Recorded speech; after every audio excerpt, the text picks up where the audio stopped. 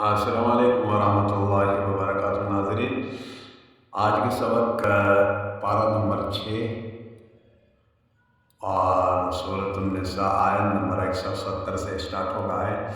अऊज़ु बिल्लाहि मिनश शैतानिर रजीम, बिस्मिल्लाहिर रहमानिर रहीम।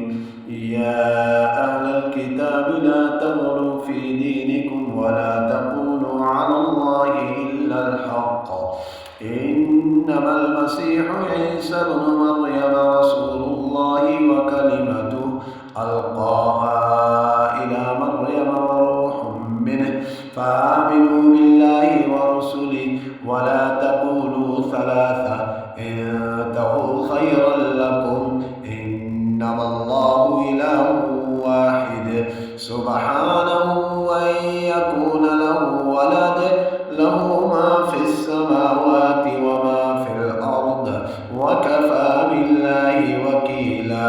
लन यस्तंकिफ़ल मसीहु अन यकून अब्दन लिल्लाहि वलल मलाइकतुल मुक़र्रबून वमन यस्तंकिफ़ अन इबादतिही व यस्तकबिर फसयहशुरुहुम इलैहि जमीआ।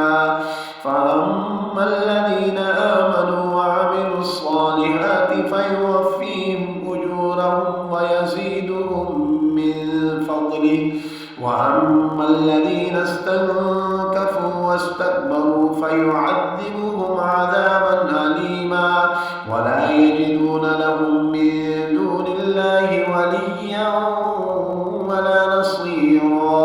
يا أيها الناس قد جاءكم برهان من ربكم وأنزلنا